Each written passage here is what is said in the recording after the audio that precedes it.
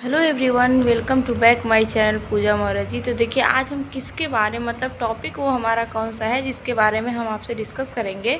तो जो वो आज का टॉपिक है हमारा ना, वो है भाषाई कौशल एवं भाषाई विकार। जो कि भाषाई विकार और ये कौशल जो है भाषाई, इसके बारे में क्वेश्चन कई सारे आते हैं। स्पेशली 1 या 2 नंबर का विकार से रिलेटेड क्वेश्चन फिक्स होता है कि वो आपका सीटेट में आता है। ठीक है, तो पहले हम देखते हैं भाषाई कौशल के बारे में कि कौन कौन से वो कौशल्स हैं जो भाषा के अंतर्गत आते हैं। ठीक है, तो जो भाषा के अंतर्गत कौशल्स होते हैं ना, वो 4 आते हैं। ठीक है, कौन कौन सा? तो सुनना, बोलना, पढ़ना, लिखना, ये जो 4 कौशल दिख रहे हैं ना, ये आपके भाषा के अंतर्गत आते हैं। ठीक है, भाषा के उस मैंने लिखा अभी है कि मुख्य कौशल कितने हैं, तो 4 हैं। ठीक है, अब वो सुनना जो है, कोई भी चीज़ अगर हम सुन रहे हैं तो उसको क्या बोलते हैं, और वो हमारे अंदर कौन सा कौशल है जिसके वजह से हम सुन रहे हैं चीज़ों को, तो वो हो जाएगा श्रवण के अंतर्गत। यानी श्रवण कौशल जो है वो सुनना जो है श्रवण कौशल के अंतर्गत आता है, और जो बोलना होता है वो मौखिक अभिव्यक्ति कौशल के अंतर्गत आता है। ठीक है, मौखिक मतलब कि जैसे कि कोई भी जैसे होता है ना, कोई भी चीज़ हम बोलते हैं तो उसको क्या बोलते हैं कि मौखिक है। ठीक है, पढ़ना मतलब वाचन कौशल है। ठीक है, पढ़ना किसके अंतर्गत आएगा, तो वाचन कौशल के अंतर्गत आएगा। एंड लिखना जो होता है वो लिखित अभिव्यक्ति कौशल के अंतर्गत आएगा। ठीक है, तो हमारे मुख्य कौशल कितने हैं, तो 4 हैं। कौन कौन से? सुनना, बोलना, पढ़ना, लिखना। अब अगर इन चारों को याद करने का शॉर्ट ट्रिक याद किया जाए तो वो हम आपको बता दें कि सु ब प ली, अगर ये याद रख लेंगे तो आपको याद रहेगा कि मतलब सु ब और प ली। ठीक है, ये सु से क्या हो जाएगा, सुनना, बो से क्या हो जाएगा, बोलना, प से हो जाएगा पढ़ना, एंड लास्ट आपका क्या होता है, ली से लिखना।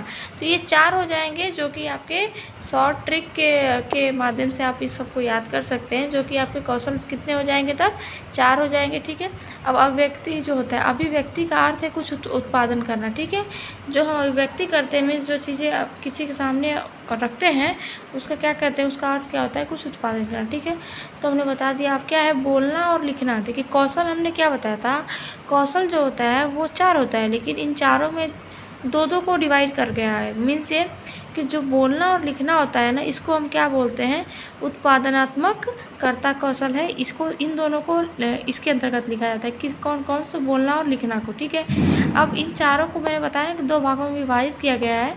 तो जो कौन कौन से हैं भाई, तो ग्राम्यात्मक कौशल हो जाएगा और दूसरा अभिव्यक्तात्मक कौशल हो जाएगा। ठीक है, अब बात करते हैं जो अभिव्यक्तात्मक है वो उसके भी कितने पार्ट हैं, तो उसको अभिव्यक्तात्मक कौशल के आपके 2 हो जाते हैं। एक तो हो जाते हैं कौन कौन से, मैंने बताया था ना, ग्रहणात्मक हो जाता है एक, और एक अभिव्यक्तात्मक होता है। ठीक है, तो ये जो ग्रहणात्मक होता है ये आपका निष्क्रिय होता है। निष्क्रिय बोले तो कि जैसे कि इसका मीनिंग हम समझाएं तो जो लिखा है कि ग्रहणात्मक मतलब कि देखिए, हम कोई भी चीज़ हमको सामने वाला बताता है, समझाता है, तो वही चीज़ को हम ग्रहण कर लेते हैं। मीन्स क्या करते हैं कि उसकी बताई हुई चीज़ों को हम अपने अंदर क्या करते हैं, ग्रहण करते हैं, मतलब उसको एक्सेप्ट कर लेते हैं। ठीक है, अब यहाँ पे दूसरा जो हमने बताया था ना कि चारों को 2 पार्ट में डिवाइड किया, तो एक तो हो गया आपका ग्रहणात्मक और दूसरा जो है वो अभिव्यक्तात्मक है। ठीक है, तो जो अभिव्यक्तात्मक है ये जो होता है ये सक्रिय कौशल होता है। अभिव्यक्तात्मक क्या होता है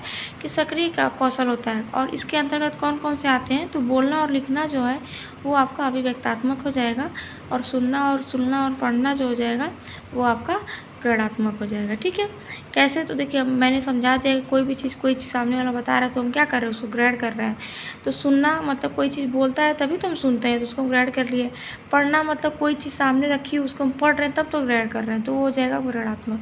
अभिव्यक्तात्मक में क्या होता है कि अपने आप को खुद को जो होता है वो अपनी ओपिनियन, अपनी जो भी है चीज़ों किसी न किसी के सामने रखना, तो उसी को क्या होता है, बोलेंगे। बोलना जो होता है, जो हम बोलते हैं तो अपनी जो भी कोई भी टॉपिक है या फिर कोई भी मैटर है, तो अपने थिंकिंग को हम रखते हैं, किसी न किसी के सामने रखते हैं। वैसे ही लिखना भी है तो वही चीज़ हो गया। तो याद रखिए कि ग्रहणात्मक जो होता है ना, सुनना और पढ़ना जो हो जाएगा वो आपका निष्क्रिय कौशल हो जाएगा, और बोलना और लिखना क्या हो जाएगा, तो सक्रिय कौशल हो जाएगा। ठीक है, अब बात करते हैं कि जो भाषाई कौशल होते हैं, भाषाई कौशल को सीखने का सही मनोवैज्ञानिक क्रम क्या है। कभी कभी आप इनका मनोवैज्ञानिक क्रम पूछ देता है इन चारों का, तो आपका वो हो जाएगा सुबह हमने बताया था ना, उस ये क्रम वाइज है, सुनना, बोलना, पढ़ना, लिखना, ये आपका हो जाएगा क्रम। ठीक है, अब क्या आता है जो श्रवण होता है, श्रवण कौशल के सोपान, मतलब जो सुनने हमने बताया था, श्रवण मीन्स क्या होता है, सुनना। तो इस कौशल के सोपान कौन से हैं, तो क्या है, ध्वनि का कानों तक पढ़ना। ठीक है, क्या हो जाएगा ये आपका श्रवण कौशल के सोपान में आ जाएगा। क्या है? ध्वनि का कानों तक पढ़ना, बाहरी ध्वनियाँ और समझ ध्वनियाँ, ठीक है। अब इन बाहरी ध्वनियाँ, इसका अर्थ क्या है? इन सबका अर्थ क्या है कि इसका अर्थ क्या है? ग्रहण करना, ठीक है। अर्थ ग्रहण करना हो जाएगा, ठीक है। और प्रयोग क्या होगा कि मतलब कि बाहरी ध्वनियों का अर्थ ग्रहण करना और फिर उसे प्रयोग करना, ठीक है, ये हो जाएगा।